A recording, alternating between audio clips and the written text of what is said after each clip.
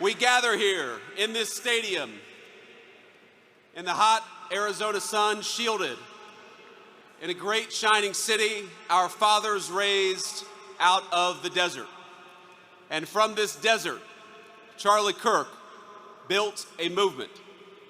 He transformed the face of conservatism in our own time, and in doing so, he changed the course of American history. To rising generations across this country, Charlie exemplified kindness, courage, and a commitment to open debate. And he was a great debater, and we loved him for it. But Charlie loved debate not because he excelled at it, but because it was the vehicle for bringing the light of truth to dark places. And Charlie Kirk brought many truths in his life.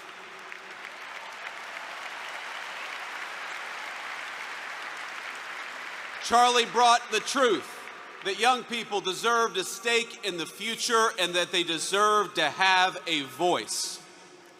He brought the truth that marriage and family were the highest callings, far more important than any job or educational credential.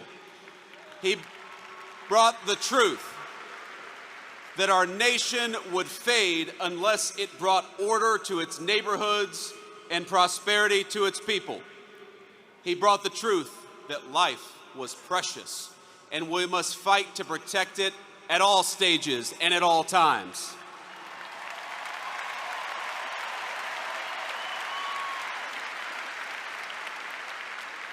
But most of all, Charlie brought the truth that Jesus Christ was the King of Kings and that all truth flowed from this first and most important one.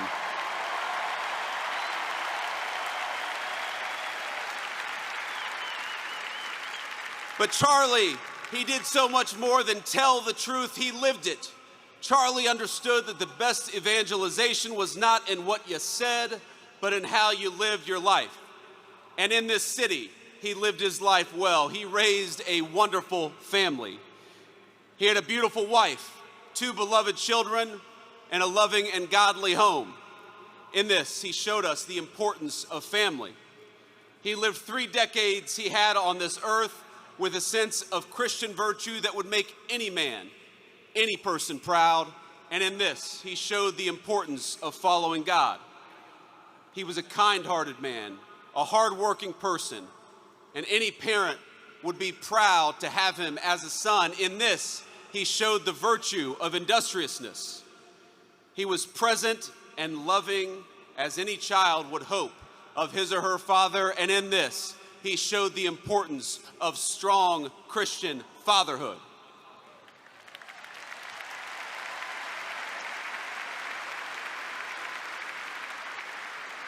He was fearless and he was bold as any follower would hope would be true of a leader. And in this, he showed all of us how to carry on after his death. You know, Charlie Kirk, he loved history. He devoured the ideas that formed the foundation of our civilization. He stood for a tradition that Socrates established 2,500 years ago: to question, to search, and to teach. He was Athens and Jerusalem, the city of reason and the city of God in one person. But if he loved those places, they were not his home. America was his home, and he was willing to die for it.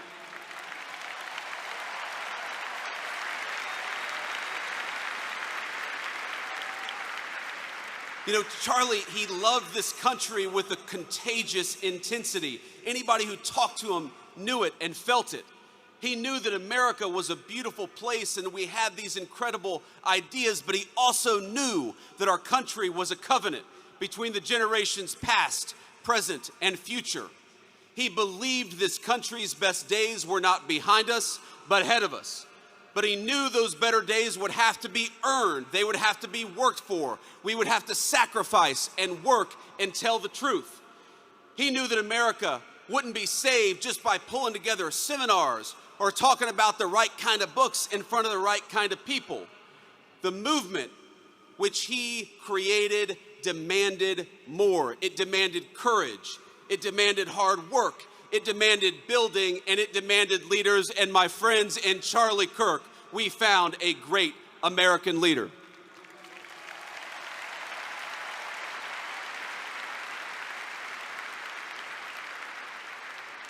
Now, our whole administration is here, but not just because we love Charlie as a friend, even though we did, but because we know we wouldn't be here without him. Charlie built an organization that reshaped the balance of our politics. Turning Point brought millions of young people into conversation with one another, brought millions of people into advocacy. He asked of us, not just that we talk about saving our country, but that we actually go and do it, and we do it together.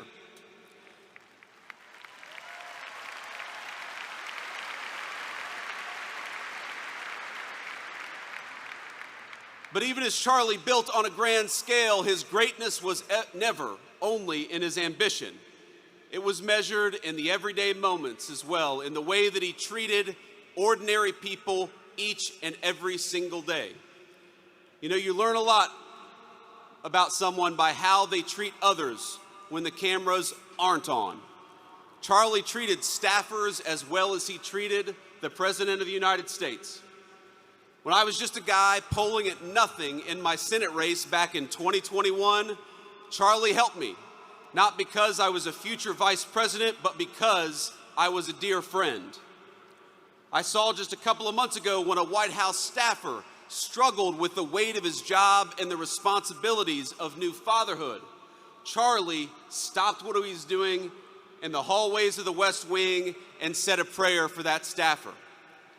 Because Charlie believed that we were all children of God, he treated everyone with grace.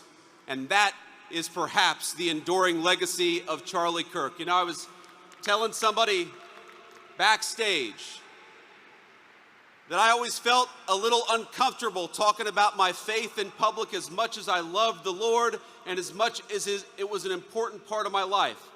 I have talked more about Jesus Christ in the past 2 weeks than I have my entire time in public life.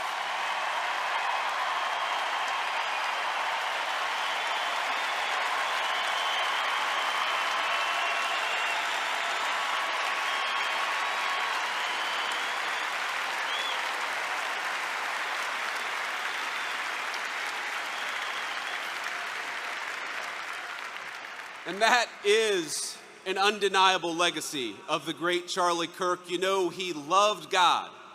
And because he loved God, he wanted to understand God's creation and the men and women made in his image. Now, much has been said over the last week about Charlie's ability to approach any topic, any person in good faith, an achievement that was only possible because Charlie knew that we were all children of God. He knew deep down the truth of Scripture. And from that confidence, everything else flowed. That unshakable belief in the gospel led him to see differences in opinion, not as battlefields to conquer, but as way stations in the pursuit of truth. He knew it was right to love others, your neighbor, your interlocutor, your enemy. But he also understood his duty to say what is right and what is wrong, to distinguish what is false from what is true.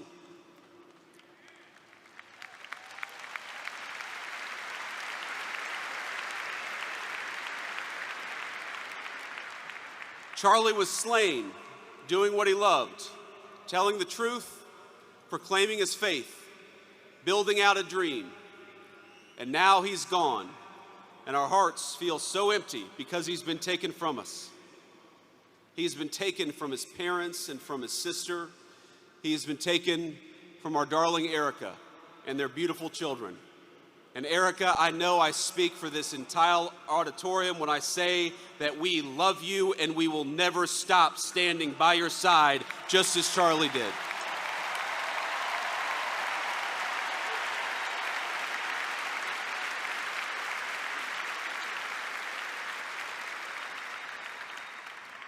He was taken from us by those who despise the virtues that actually made our civilization great to begin with: dialogue, truth-seeking, family, and faith.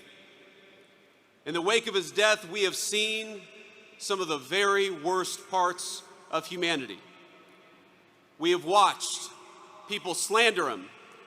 We have watched people justify his murder and celebrate his death. I know that this makes you angry just as it has made me angry. But it is easy in these moments to see only the worst of our fellow man. I found myself wishing that I could pick up the phone and talk to my friend and ask him for his advice and his counsel, to ask him how to respond to such hate and the souls from which that hate springs. But I can't call my friend because he was murdered for speaking the truth. I can only guess at what he might say and what he would encourage me to do. And here's what I think. I think he would encourage me to be honest that evil still walks among us, not to ignore it for the sake of a fake kumbaya moment, but to address it head on and honestly as the sickness that it is.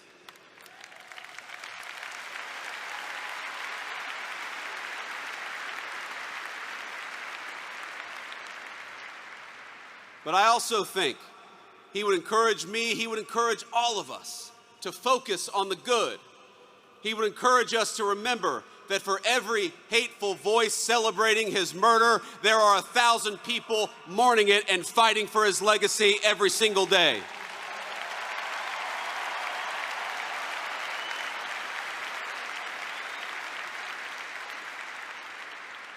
He would tell me to pray. I'm certain of it.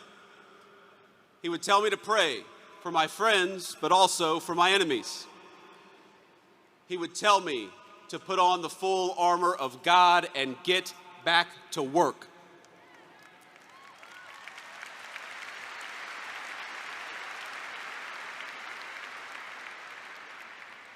He would tell us to commit ourselves to telling the truth and to fight for that truth each and every single day.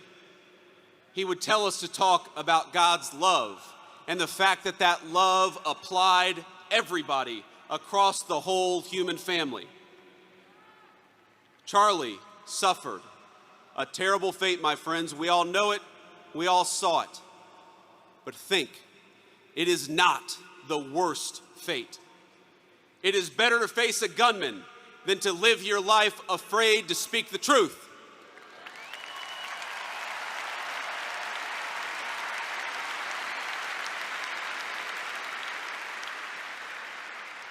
It is better to be persecuted for your faith than to deny the kingship of Christ.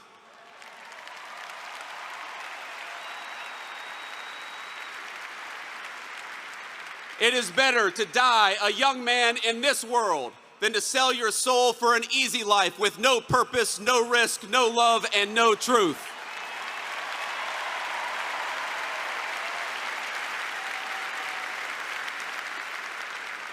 Christ told us in the Gospel of John, I have said these things to you, that in me you may have peace. In the world you will have tribulation, but take heart, I have overcome the world.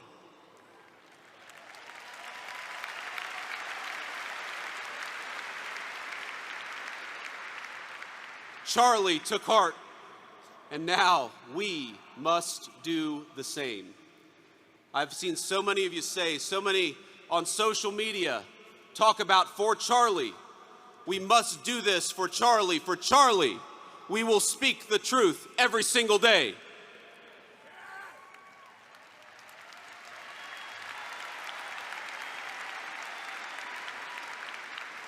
For Charlie, we will rebuild this United States of America to greatness.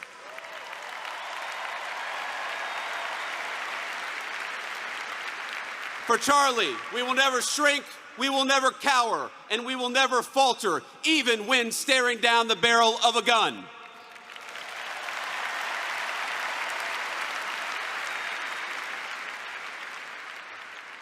For Charlie, we will remember that it is better to stand on our feet defending the United States of America and defending the truth than it is to die on our knees.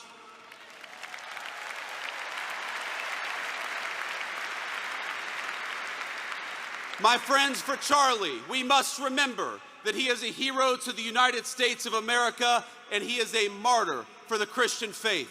May our Heavenly Father give us the courage to live as Charlie lived.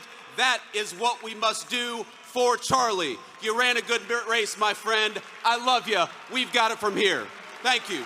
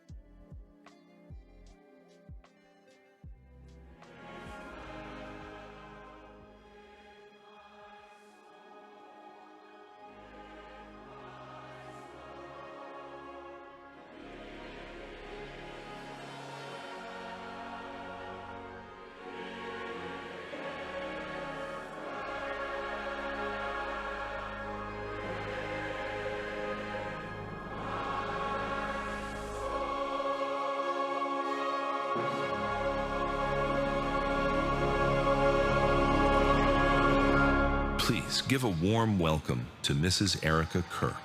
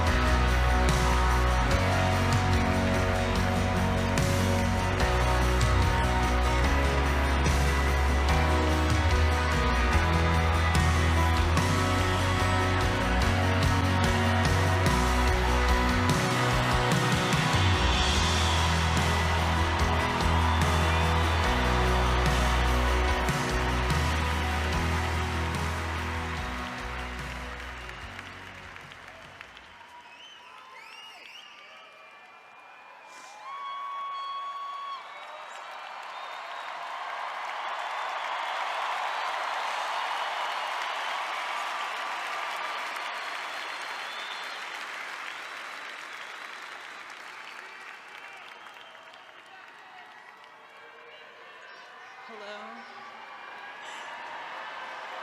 God bless all of you for coming here from all over the world to honor and celebrate my Charlie.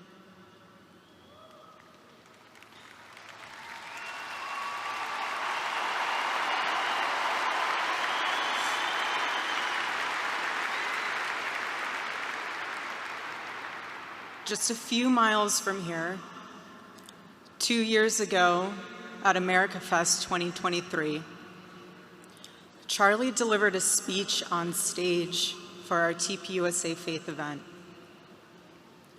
Charlie loves speaking off the cuff. He was very good at that, without a script. So I personally didn't know what he was going to say.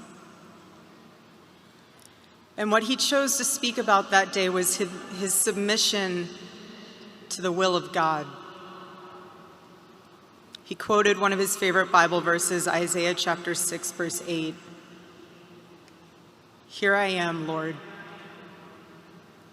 Send me." After Charlie finished, I met him backstage, and I spoke to him, and I'll never forget this. I said, "Charlie, baby, please talk to me next time before you say that statement." Because when you say something like that, there is so much power in that verse. When you say, "Here I am, Lord, use me," God will take you up on that. And he did with Charlie.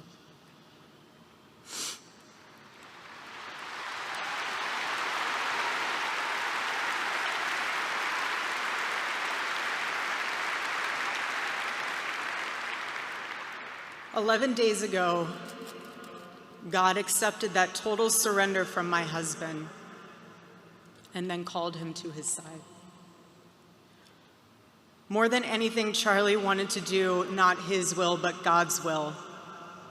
And over these past 11 days, through all the pain, never before have I found as much comfort as I now do in the words of our Lord's Prayer, 'Thy will be done.'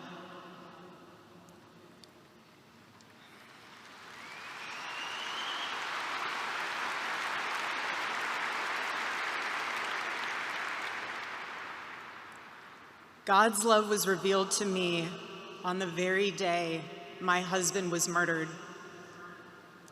On the afternoon of September 10th, I arrived at a Utah hospital to do the unthinkable, to look directly at my husband's murdered body.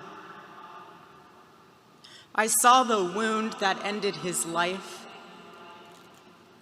I felt everything you would expect to feel.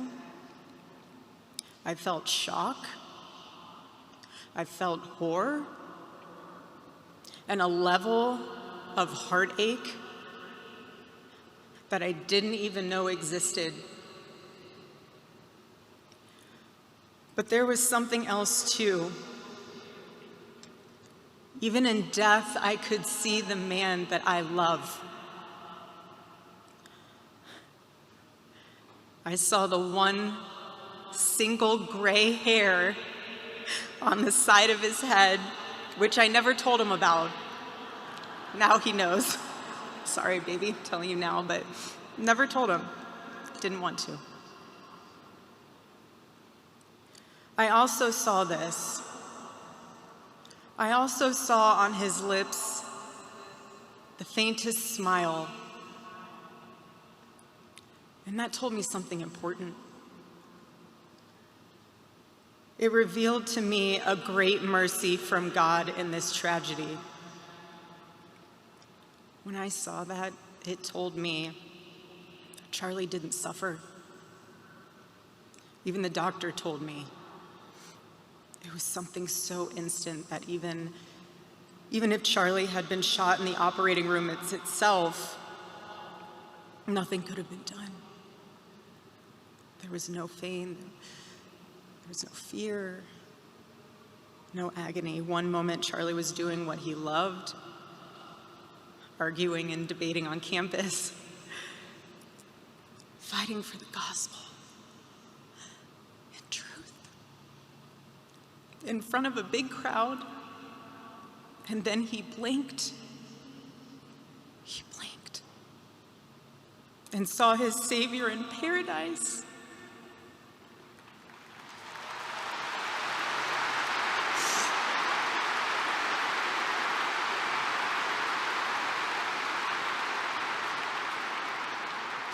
And all the heavenly mysteries were revealed to him.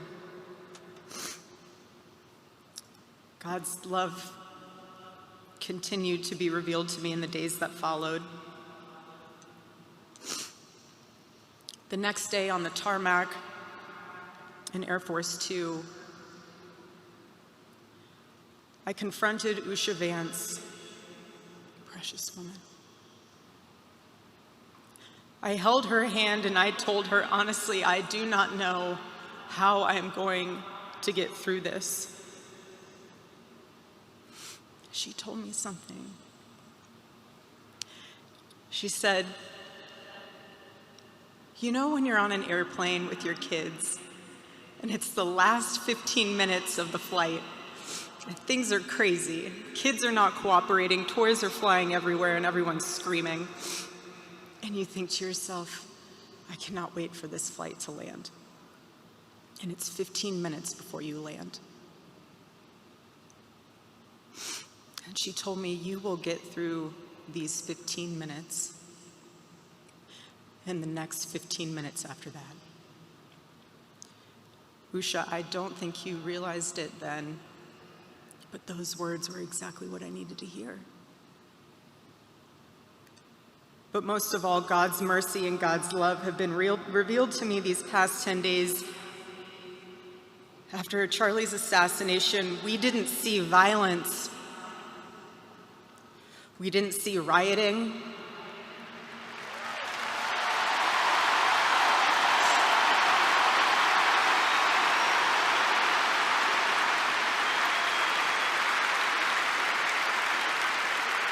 We didn't see revolution. Instead, we saw what my husband always prayed he would see in this country. We saw revival.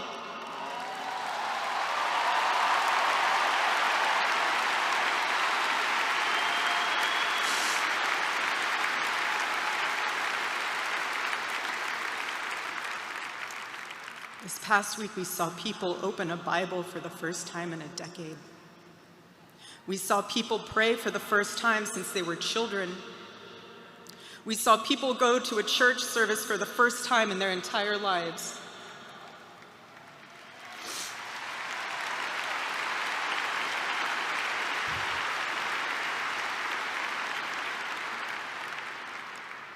Charlie liked to journal, and I say this because he did it to remember important moments and sayings that affected him.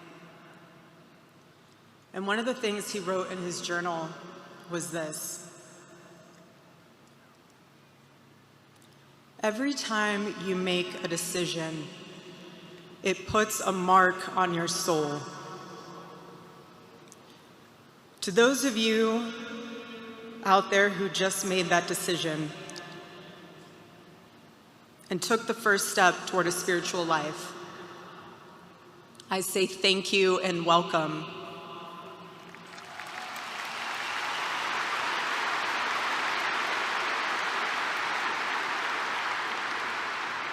One day I hope you look back and realize it was the most important decision of your life, because it is. All of you who are already believers, it is your job to shepherd these people. Do not take that lightly. Water the seed of their faith. Protect it and help it grow. Every day as Charlie rode into the office, he would go through his contact list. And I know there's many of you who were impacted by this. He would go through his contact list and send Bible verses for the day. He knew that faith was a habit. The more you live it, the more it grows. But know this too: the seed has only just been planted. The enemy will tempt you the most in a time like this one. God will always be there for you, but you must choose to mark your soul again and again in the direction of Christ.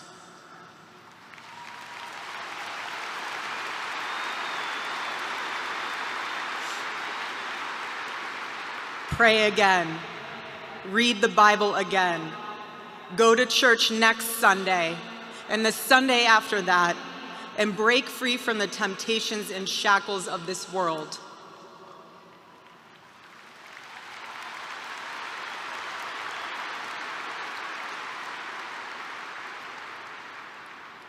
Being a follower of Christ is not easy.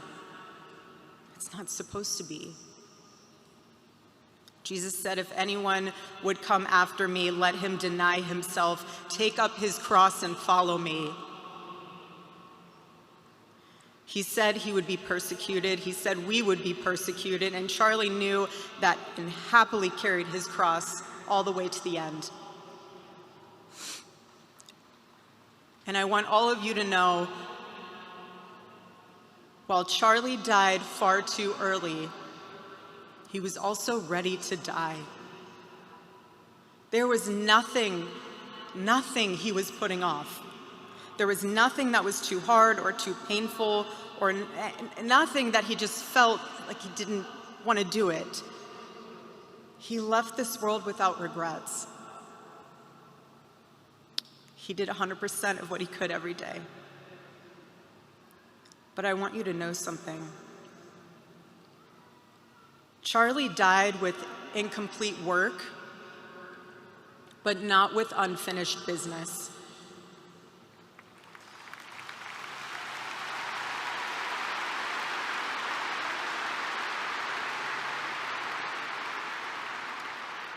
But I will miss him. I will miss him so much, because our marriage and our family were beautiful. They still are.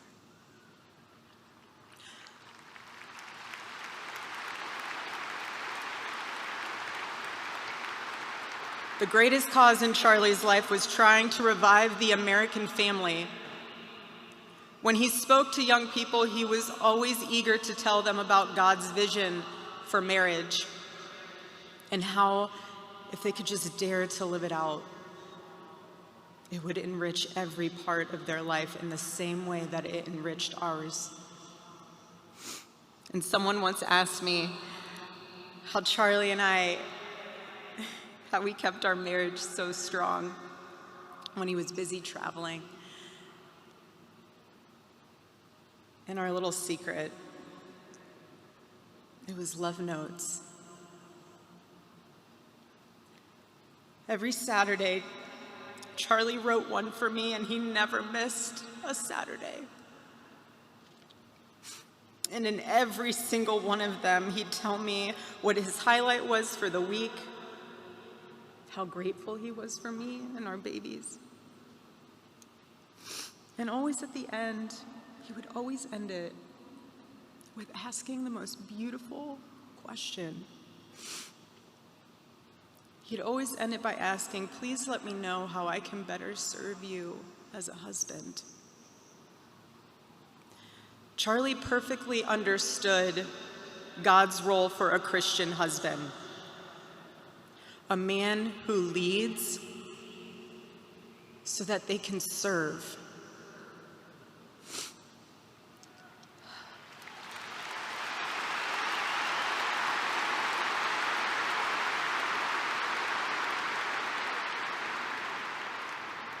To all the men watching around the world, accept Charlie's challenge and embrace true manhood. Be strong and courageous for your families. Love your wives and lead them. Love your children and protect them. Be the spiritual head of your home. But please be a leader worth following. Your wife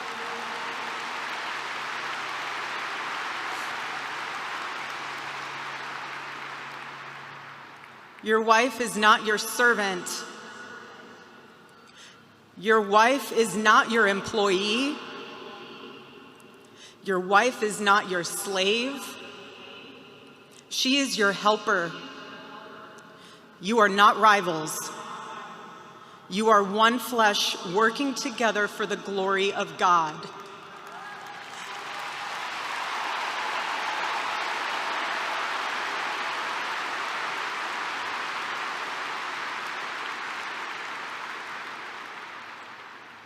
I was Charlie's confidant. I was his vault, his closest and most trusted advisor, his best friend. I poured into him and loved him so deeply, empowered him, because his love for me drove me to be a better wife. Every day he honored me, and I prayed that I could be the wife that God needed me to be for my husband. Women, I have a challenge for you too. Be virtuous. Our strength is found in God's design for our role. We are the guardians. We are the encouragers. We are the preservers. Guard your heart. Everything you do flows from it. And if you're a mother, please recognize that is the single most important ministry you have.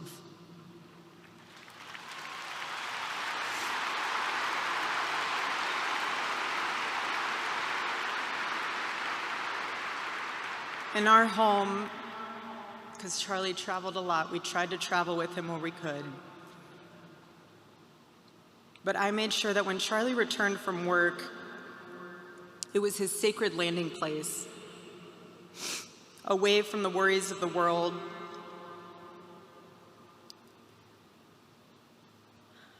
I didn't make him feel guilty for being away too long or too much, or getting home too late. I always told him, home is here for you, and it'll be ready for you. And I made it into this place where he wanted to be as soon as possible when he was on the road. There was no keeping score between us. We were a team, working together for the same mission. I never wanted to be the one standing between Charlie and the task that God prepared for him, had set for him. And I knew Charlie would always do his best to help me with the same. My marriage with Charlie was the best thing that ever happened to me. And I know it was the best thing that ever happened to him as well. He wanted everyone to experience that joy.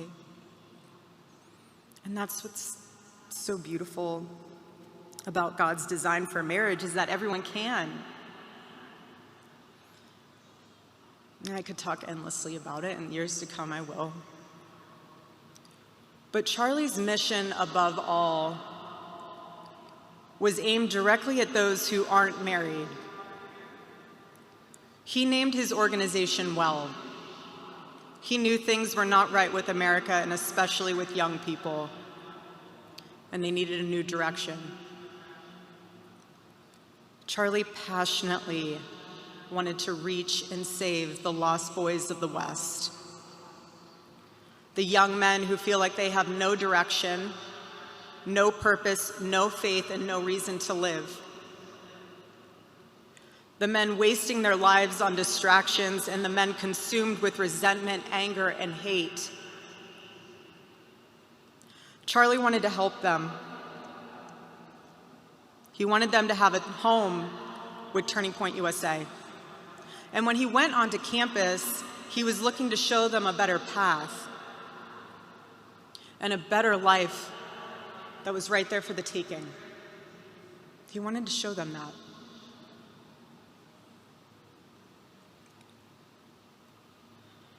My husband, Charlie, he wanted to save young men just like the one who took his life.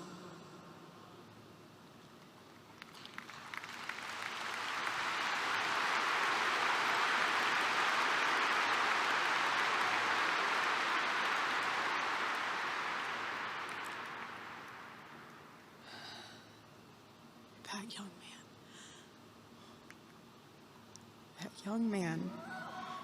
On the cross, our Savior said,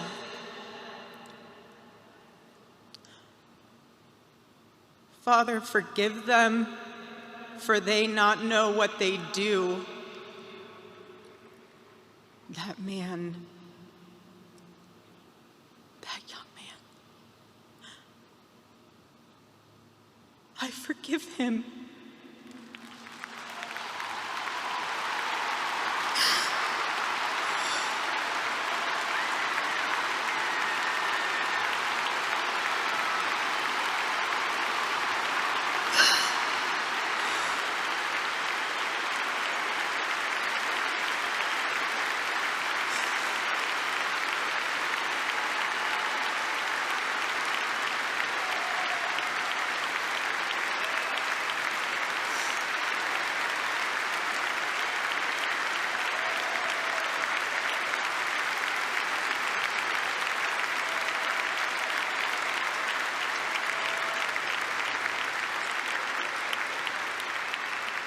I forgive him because it was what Christ did and is what Charlie would do. The answer to hate is not hate. The answer we know from the gospel is love, and always love. Love for our enemies and love for those who persecute us. The world needs Turning Point USA.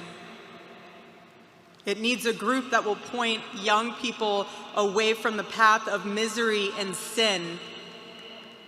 It needs something that will lead people away from hell in this world and in the next. It needs young people pointed in the direction of truth and beauty. And so I promise you today, every part of our work will become greater. I am tremendously honored to be the new CEO of Turning Point USA.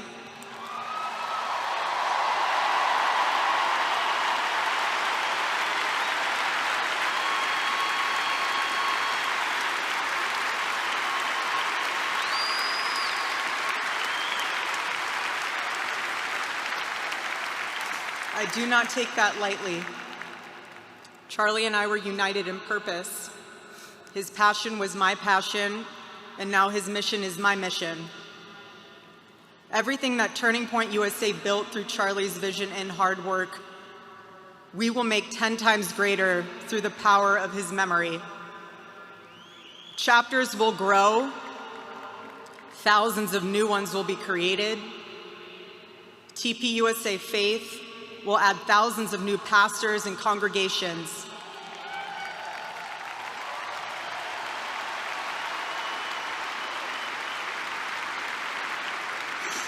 And yes, campus events will continue, and we will continue to hold debates and dialogue.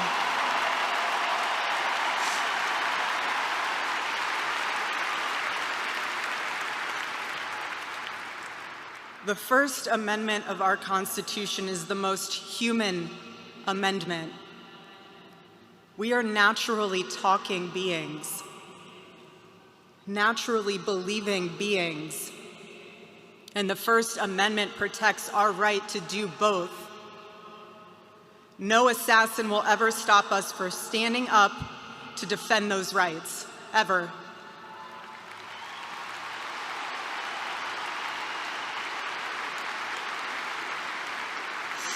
Because when you stop the conversation, when you stop the dialogue, this is what happens. When we lose the ability and the willingness to communicate, we get violence. And as I stand here now, and I look at this beautiful photo of my husband in front of me, hanging in the stadium, I think of my husband 13 years ago. I hadn't met him yet. He was 18 years old, a man barely out of high school, running around the halls of the RNC without $1 in his pocket and a single contact in his phone. People who saw him said that he didn't know what he was doing, but he did. He did know what he was doing. He knew exactly what he was doing. He was going to change the world, and he did. Charlie's life was a turning point for this country. It was a miracle. Let that miracle that was Charlie's life be your turning point as well. Choose prayer. Choose courage. Choose beauty. Choose adventure. Choose family. Choose a life of faith. Most importantly, choose Christ.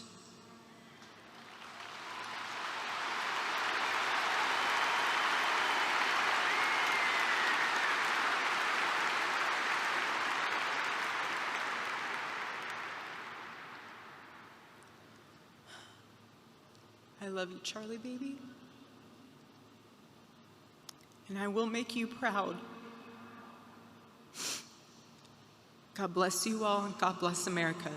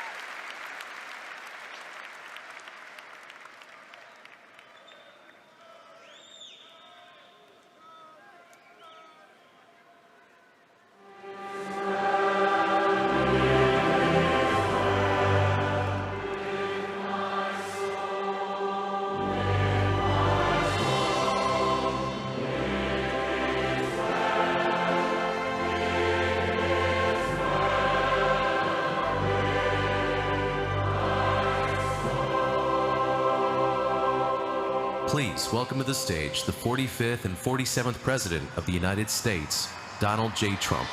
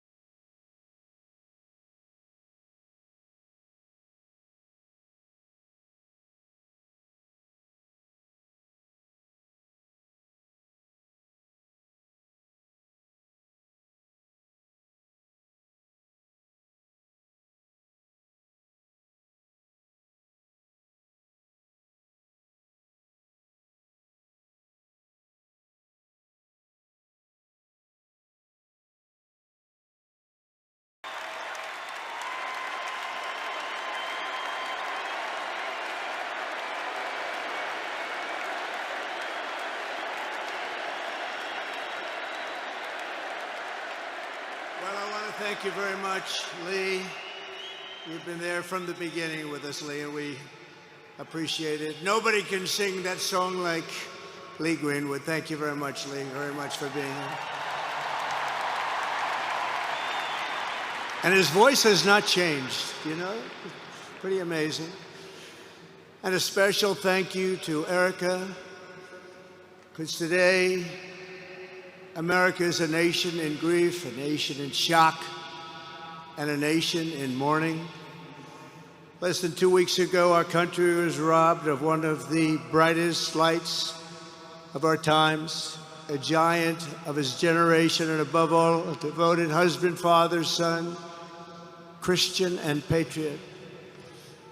Charles James Kirk was heinously murdered by a radicalized, cold-blooded monster for speaking the truth that was in his heart. He was violently killed because he spoke for freedom and justice, for God, country, for reason, and for common sense. He was assassinated because he lived bravely, he led boldly, and he argued brilliantly without apology. He did what was right for our nation. And so on that terrible day, September 10th, 2025, our greatest evangelist for American liberty became immortal. He's a martyr now for American freedom.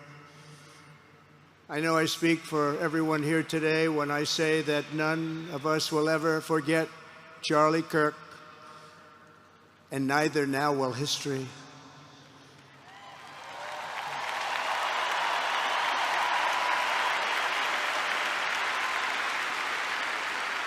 Because while Charlie has been reunited with his Creator in heaven, his voice on earth will echo through the generations, and his name will live forever in the eternal chronicle of America's greatest patriots. He will live forever. To Charlie's incredible and beautiful widow, Erika, we know the weight of this monumental loss is almost unbearable. But even in the midst of heartache and pain too great to even fathom, you have somehow found the strength and deep faith to be a comfort to millions and millions of people. And thank you very much, Erika. Thank you very much.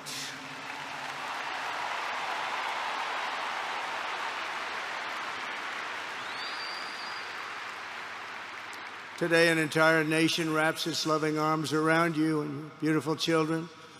We share in your immense and overwhelming sorrow, and we vow that we will do everything we can to ensure that your children grow up in a land where their father is honored and revered as a great American hero. That's what he is.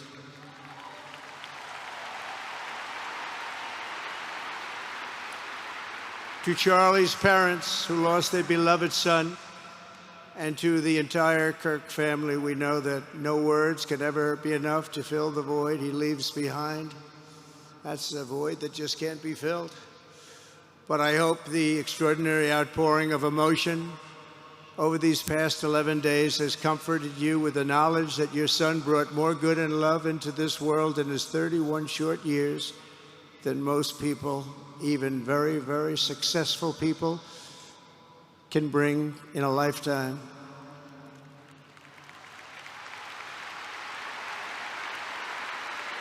Charlie Kirk loved America with everything he had, and as we can see so clearly today, America loved Charlie Kirk.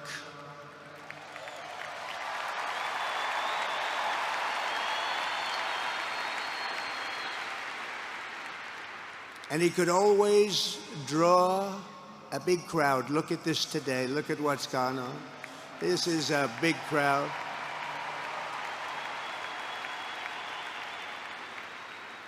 Here today we have the Vice President of the United States, J.D. Vance. We have the Speaker of the U.S. House of Representatives, Mike Johnson. We have countless members of the United States Senate, and I'm sorry I'm not going to introduce you, but I'll be up here. They're all over the place. And likewise, the House of Representatives, they're all over this big stadium. This is not an arena, this is a stadium. Our great cabinet and this stadium packed with rafters of people, not to mention the one across the street that also has tens of thousands of people, and they're watching us on screen right now.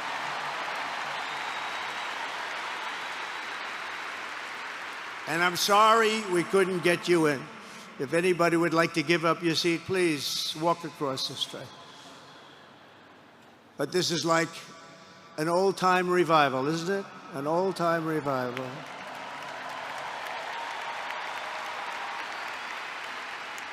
For millions of Americans, especially young people, it is agonizing and unthinkable to say goodbye to a patriot whose heart still had so much to give. It's so much. Raised in the suburbs of Chicago, Charlie was filled with a patriotic spirit from his youth, and he was an all-American in everything he did. And one of the last things he said to me is, "Please, sir, save Chicago. We're going to do that. We're going to save Chicago from horrible crime.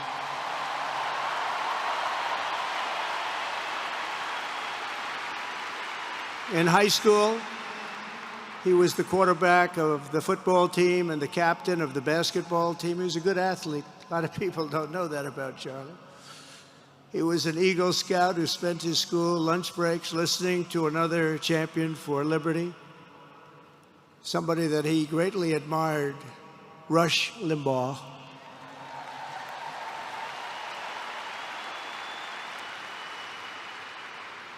But what was even more important to Charlie than politics and service was the choice he made in the 5th grade, which he called the most important decision of his life, to become a Christian and a follower of his Savior, Jesus Christ.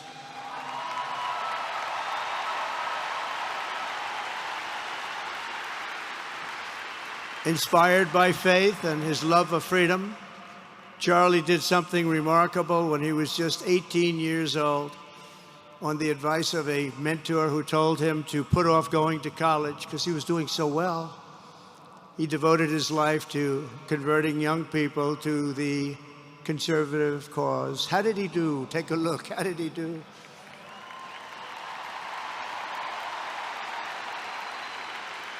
In 2012, 2 days after graduating high school, and with just $1,800 in his pocket, the young man from Illinois, who no one had ever heard of, started an organization whose grand ambitions were captured in its name, Turning Point USA. Great name.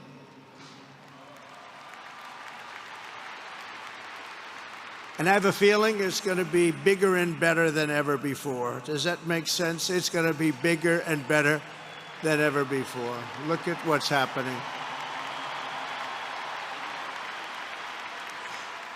12 years ago, Charlie walked onto his first college campus, the very liberal University of Wisconsin at Madison. He set up a card table and put up a sign with 3 words, "Big government sucks." Could you believe that? That's Charlie. That day, Charlie talked to every student who approached him, most of whom were probably quite a bit older than he was. Finally, after many hours, he found the first ever Turning Point chapter leader. His first year out of high school, Charlie traveled 300 days raising money and taking his message to campuses all over the country. He lived out of his parents' basement, and they actually loved having him there. They loved Charlie. Everybody loved Charlie. And on the couches of friends and supporters, he lived off couches for 2 years, 3 years, then life started getting a little bit different, but he was always the same. For 5 years, he refused to take a paycheck, but day after day, he worked from 5 a.m. in the morning till 11 p.m. in the evening, always. His staff remembers that he wore Walmart jeans and T-shirts from the Goodwill store. Remember the Goodwill store? It wasn't easy, but Charlie wasn't in it for money at all, never has been. Money was never his thing. He was always in it for the mission. As he liked to say even back then, we have a country to save. Just what he did. He'd call me all the time, "Sir, we have a country to save." I said, "Charlie, thanks very much for telling me that. I appreciate it." Charlie volunteered for my 2016 campaign and traveled the nation with my son, Don and Eric. I got to know him very well and saw immediately that Charlie was actually a master builder of people. It was Charlie who first started organizing young black conservatives hungry for support and leadership. It was Charlie who stood up for persecuted Christians and Jews on college campuses. It was Charlie who helped bring online censorship, free speech, and cancel culture to the fore of our political debate. He was right up there with me. It was Charlie who helped unite MAGA, and you know what MAHA is? That's right, make America healthy again. And tomorrow we're going to have one of the biggest announcements, really medically, I think, in the history of our country. We're going to be doing it with Bobby and Oz and all of the professionals. I think you're going to find it to be amazing. I think we found an answer to autism. How about that? Autism. Tomorrow we're going to be talking in the Oval Office in the White House about autism, how it happens so we won't let it happen anymore, and how to get at least somewhat better when you have it so that parents can help their child, their beautiful child. That's a big one. I've been bugging everybody over there, get the answer to that. You know, 20 years ago, 1 in 10,000 were born with autism. 20 years ago. The most recent survey says 1 in 12. How bad is that? That's for young boys, baby boys, but also girls, a little bit better. It's about 1 in 20. But we can't, because obviously there was something really wrong, and we think we know what that is. It's going to be, I think it's going to be one of the most important news conferences I'll ever have, and I look so forward to it.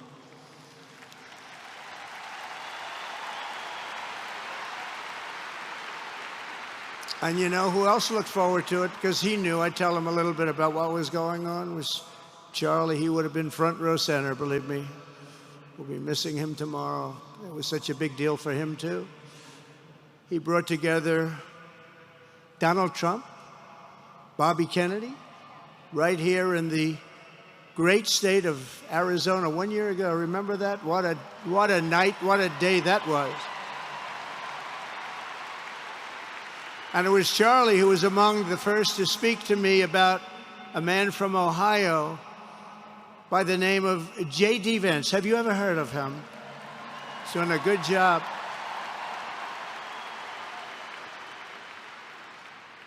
But Charlie would often call me, sometimes the night before a big event, the other side of the country.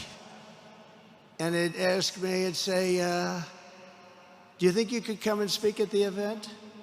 The following day, right? I'd say, Charlie, I'm the President of the United States. You want me to travel 4 hours by plane? And you know, sometimes I did it. He was a very good guy. He was a very convincing guy. He didn't stop, but he would ask for things like that. Sir, could you be tomorrow in California? I said, Charlie, give me a break, please.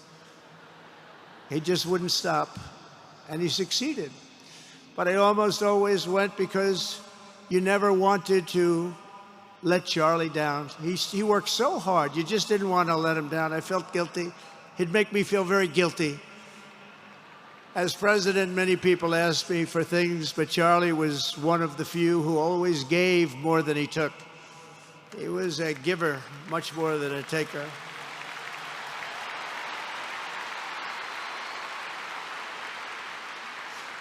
And no matter how big Charlie became, no one was too small for him to notice. He was good to everybody. Didn't matter.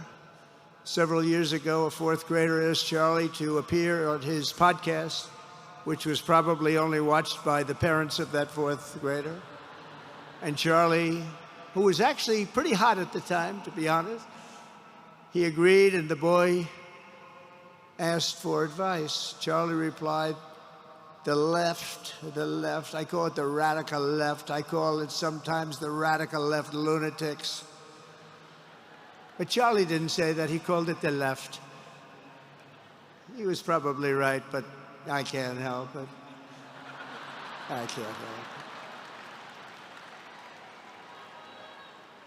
So he said the left, radical left lunatics, may have all the money in the world, but they can never outwork me. I will wake up as early as I need to about himself. I will stay up as late as I need to, and I will never stop fighting for our country. And he did this until his dying breath. That's what he was doing. That's what he was doing. Think of it. Wow. What a horrible moment. I was in the Oval Office when I heard they came in, and it was like a surreal experience, a terrible, terrible. I had some very big people in the Oval Office, and I was in the midst of a very important conversation for our country, big people, the biggest. And I said, you have to leave now. When they told me that, they told me in front of a group of very powerful people. I said, you have to leave now, right now, please. Right now. You have to leave, go. By his own determination and skill, Charlie Kirk built Turning Point from his humble beginnings, the beginnings that nobody believed could ever end up something like this, into a great movement and a juggernaut of American politics. And you know, we have a massive stadium loaded up with people, but he got tremendous crowds before he had this kind of horrible news and before we had to hear what happened so terribly. He delivered more than 250 speeches a year at over 200 colleges and universities, and that was at a time when it was not really vogue to go to colleges and universities if you were a conservative. It really took great courage. And we used to talk, and I said, you know, I think they're much more conservative than we know, and he agreed, but it just wasn't something that was happening because the radical left would do very bad things, very dangerous things. But Charlie set up chapters on 2,200 campuses and spoke at more than 1,000 churches. He launched a podcast and radio show that grew to an audience of 1 million Americans a day, one of the bigger shows on radio. And Charlie didn't just bring young people into the movement. All of a sudden, it started to grow by leaps and bounds. By 2024, we won more young people than any Republican candidate in the history of our country, including, for the first time, a majority of males under 30. Can you believe it? Remember when Republican presidential candidates would get 4%? No, we did unbelievably with young people. And he was a big, big factor. Unbelievable. But he made me work for it. Sir, you have to make a speech here. You have to make a speech there. But we did it, and we won, and our country is doing unbelievably well now. We had a country that was dead 1 year ago, and now we have the hottest country anywhere in the world. And Charlie helped us make it that. One of the great people. But through it all, the core of Charlie's message and his basic method never changed. It never really changed. He stayed the same person also. At every campus event, Charlie asked the people who disagreed with him to come forward, and instead of silencing them, he handed them a microphone and let them speak. And he'd convinced so many of them. It was a pretty amazing thing to watch, actually. Shortly before Charlie arrived on campus, the day he was assassinated, a staff member texted him that there were many critics and students who were opposed to his views, and rather strenuously in the crowd. And that actually made him feel good because he wanted to convince them. He understood. He really did. He understood what was right. And he was right about that. A lot of it was based on common sense, by the way. Charlie wrote back to the staff member saying, I'm not here to fight them. I want to know them and love them, and I want to reach them and try and lead them into a great way of life in our country. In that private moment on his dying day, we find everything we need to know about who Charlie Kirk truly was. He was a missionary with a noble spirit and a great, great purpose. He did not hate his opponents. He wanted the best for them. That's where I disagreed with Charlie. I hate my opponent, and I don't want the best for them. I'm sorry. I am sorry, Erika. But now Erika can talk to me and the whole group, and maybe they can convince me that that's not right, but I can't stand my opponent. Charlie's angry, looking down, he's angry at me now.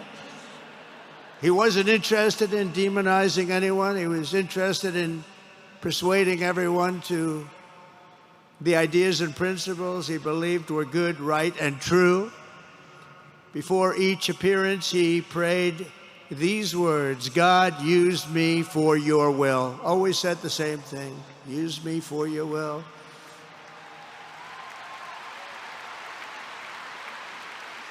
And that is exactly what God did. When you think, that's exactly what he did. The more success Charlie had, and he was getting more and more successful, the more dangerous his mission became. On campuses all over the country, his quest for open dialogue was met with menacing hate.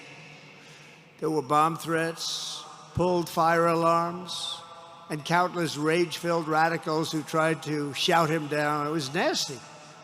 I used to say, Charlie, this is nasty stuff you're doing.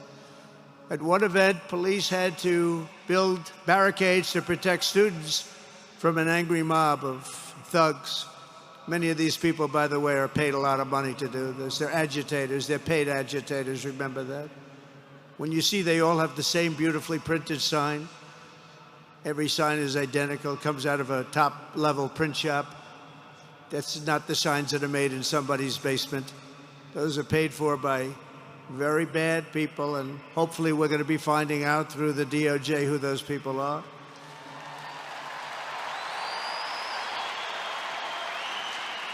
At another college, Antifa terrorists shattered windows, threw rocks, and tried to storm the building where Charlie was speaking. It was a really bad one. Often dozens of police officers were needed to prevent left-wing violence. And the violence comes largely from the left. You don't hear that from too many people, do you? And virtually every day for years before he was murdered, Charlie received these horrible death threats. People don't know. I used to talk to him about it. He said, I got some threats.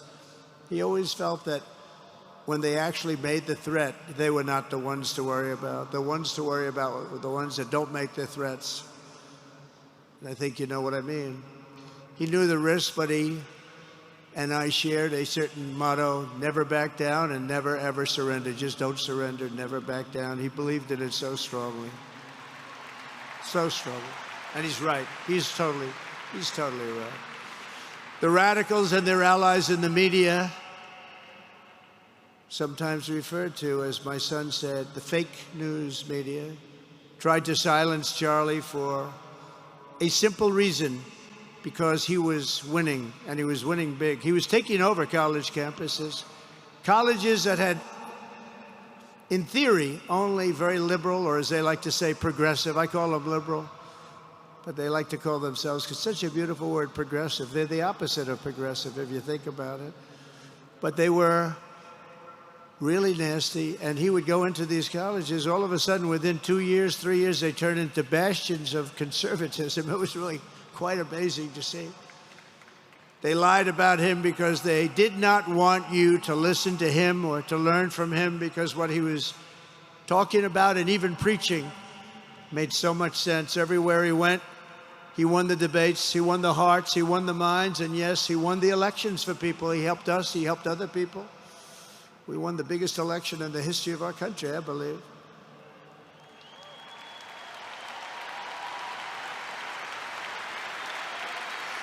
Charlie Kirk was without a doubt among the most influential figures in the most important election in the history of our country. The election of, that beautiful day, November 5th, 2024. Do you remember that day? It was 9 months ago. What a day that was. I mean, we had a pretty good day in the first one. And I must tell you, on the second one, we had a phenomenal day.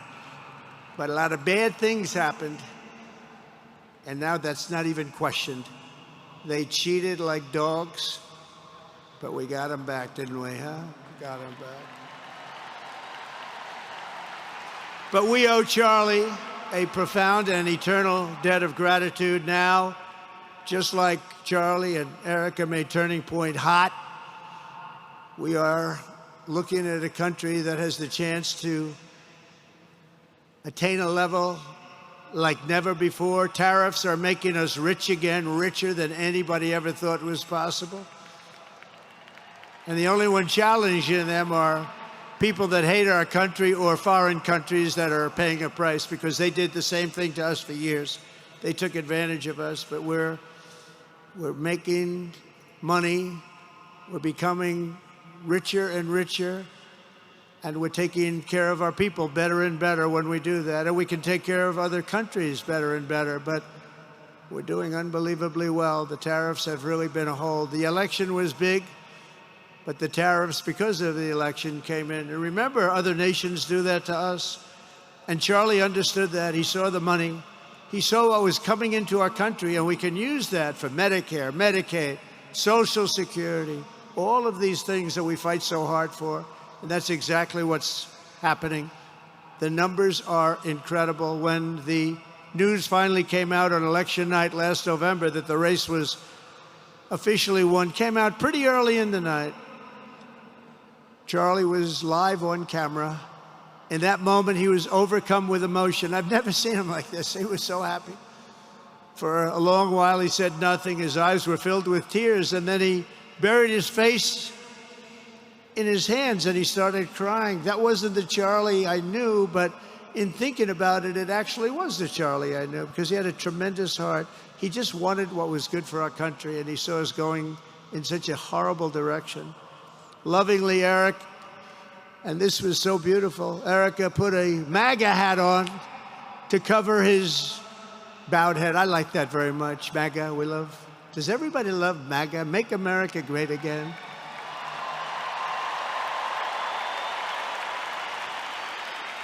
When Joe Biden used to get up, remember the speeches? We will stop MAGA. We will stop MAGA. You know, he could barely get the words out. We will stop. I said, can somebody inform him the MAGA means make America great again? How do you say you're going to stop it? And Charlie understood that. When Charlie finally looked up and spoke, he smiled through the watery eyes and simply said, I am humbled by God's grace. That was his statement that night. I was watching him. I was very impressed, actually. It showed he had a big heart. Every single American should take a long, hard look at the twisted soul and dark spirit of anyone who would want to kill a young man as good as Charlie. To kill anybody, but to kill a man like this, he didn't deserve this. He didn't deserve this. Our country didn't deserve this. And anyone who would make excuses for it are just out of their mind. Charlie's murder was not just an attack on one man or one movement. It was an attack on our entire nation. That was a horrible attack on the United States of America. It was an assault on our most sacred liberties and God-given rights. The gun was pointed at him, but the bullet was aimed at all of us. That bullet was aimed at every one of us.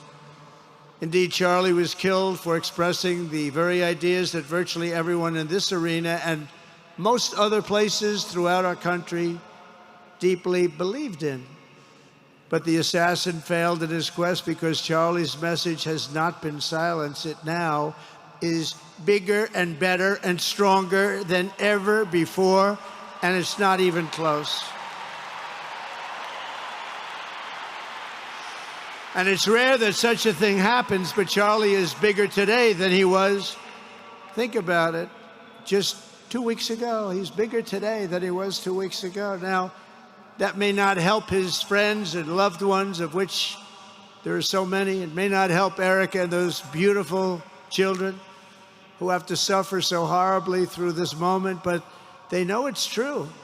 He's bigger now than ever before, and he's eternal. He's eternal. And I just want to say we love him. And he's looking down at us right now, and he's saying, wow, that's a great crowd. He's saying, that's a great crowd.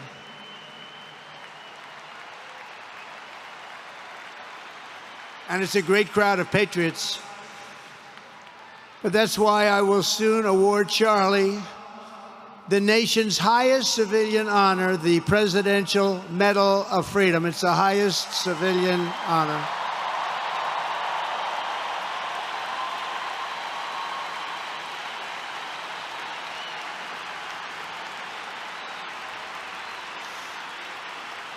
And we will do the ceremony at our beautiful White House in a very safe Washington, D.C., a place that Charlie truly revered.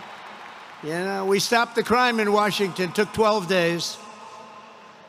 Now you can go to restaurants, you can walk down the middle of the street with your wife. You can have your wife walk alone down the middle of the street. She's going to be in good shape. What a difference.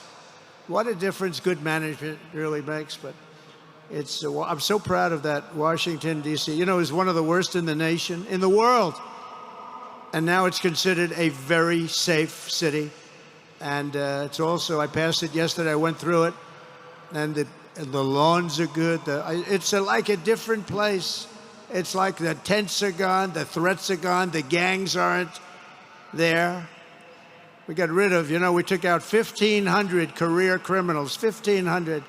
If you have 3 career criminals, that can make a big difference. But I'm so proud of Washington, D.C., and now we're going into Memphis. And we'll get that one straightened out fast. And then we're going into some others, but we're going to go to Chicago, and we're going to have Charlie very much in mind when we go into Chicago. And we'll get that one straightened out. You have an incompetent governor who, he thinks it's okay when 11 people get murdered over the weekend. He thinks you don't have any crime when 11 people get murdered and 28 people get shot. He says he's got crime. No, they don't have it under control, but we'll have it under control very quickly. So we're going to be doing that. And Charlie loved what we were doing. He was so proud of what happened. He was there to see it. He's so proud of what happened in Washington, D.C. As you know, the depraved assassin who planned and executed Charlie's killing has been arrested and charged with capital murder. God willing, he will receive the full and ultimate punishment for his horrific crime. It's a terrible thing. Because you can't let that happen. You can't let that happen. Can't let it happen to a country. The Department of Justice is also investigating networks of radical left maniacs who fund, organize, fuel, and perpetrate political violence. And we think we know who many of them are. But law enforcement can only be the beginning of our response to Charlie's murder. Over the last 11 days, we have heard stories of commentators, influencers, and others in our society who greeted his assassination with sick approval, excuses, or even jubilation. You've heard that. So have I. Couldn't believe it. Some of the very same people who spent the last 8 years trying to sit in moral judgment of anyone who disagreed with them about politics suddenly started cheering for a murder. Incredible. You know the names. They're major losers, by the way. That will be proven out in a short period of time. Some of the very people who call you a hater for using the wrong pronoun were filled with glee at the killing of a father with 2 beautiful young children. And the same commentators who this week are screaming fascism over a canceled late-night TV show where the anchor had no talent and no ratings. Last week were implying that Charlie Kirk deserved what happened to him. No side in American politics has a monopoly on disturbed or misguided people. But there's one part of our political community which believes they have a monopoly on truth, goodness, and virtue, and concludes they have also a monopoly on power, thought, and speech. Well, that's not happening anymore. We've turned that corner very quickly. Tragically, atrocities of this kind, and kind that we saw in Utah, of all places, are the eventual consequence of that kind of thinking. If speech is violence, then some are bound to conclude that violence is justified to stop speech. And we're not going to let that be justified. The tradition of reason and open debate that Charlie practiced is not a pillar of our democracy. In many ways, it's the basis of our entire society. It's the right and inheritance of every free American, the greatest legacy of the Enlightenment, and among the most treasured achievements of civilization.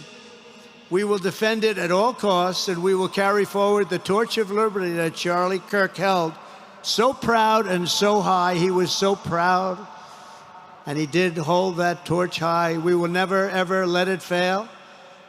We will never let it fail.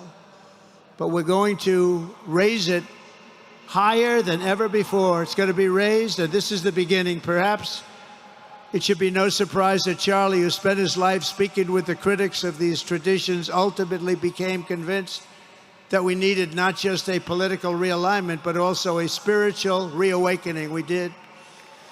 And we have to bring back religion to America, because without borders, law and order, and religion, you really don't have a country anymore. We want religion brought back to America. We want to bring God back into our beautiful USA like never before. We want God back.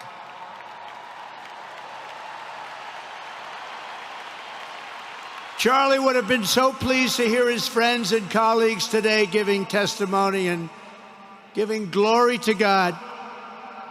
Within minutes of the gunshot in Utah, millions of Americans, young and old, heard the news and dropped to their knees and started praying.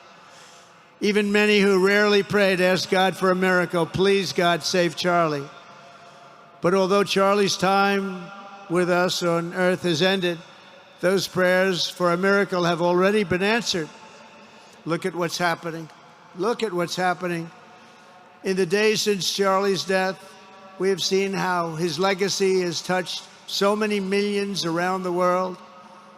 In Calgary, Canada, thousands gathered at City Hall to sing the American national anthem and raise up posters with the name Charlie Kirk. In Seoul, South Korea, crowds gathered to wave American flags and shout, "We are for Charlie Kirk." His memory has been honored in the streets of Berlin, Warsaw, Vienna, Sydney, Madrid, London, Tel Aviv, and all over the world. So beautiful to watch. A man as far away as rural Australia texted a pastor, "I'm going to come to church tomorrow for the first time ever." The pastor asked, "Why is that?" The man replied, "Because of Charlie Kirk." Can you imagine? The lesson of Charlie's life is that you should never underestimate what one person can do with a good heart, a righteous cause, a cheerful spirit, and the will to fight, fight, fight. Have to fight. We're saving our country. And Charlie's a big factor, such a big factor. Charlie Kirk started with only an idea to change minds on college campuses, and instead he ended up with a far greater achievement, changing history. He changed history. Today, Charlie Kirk rests in glory in heaven for all eternity. He has gone from speaking on campuses in Wisconsin to kneeling at the throne of God, where he is right now.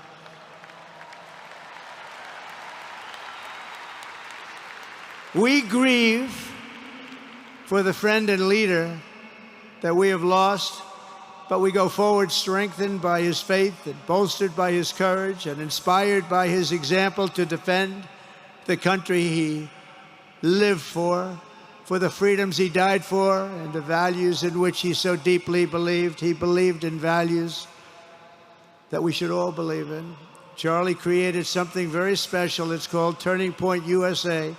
And under the leadership and love of Erika, it will become bigger and better and stronger than ever before.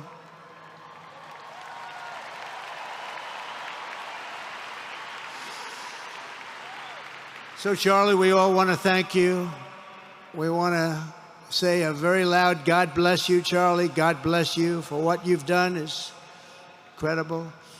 And God bless Erika and the children. God bless the United States of America. And could I ask Erika, please come out. Erika, please come out. Thank you.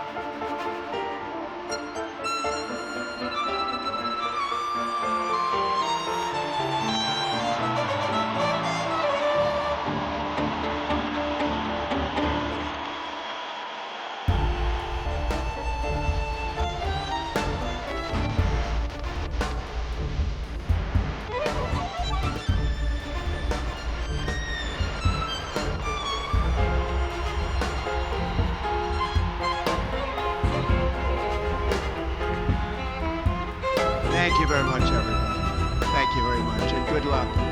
God be with you. Thank you.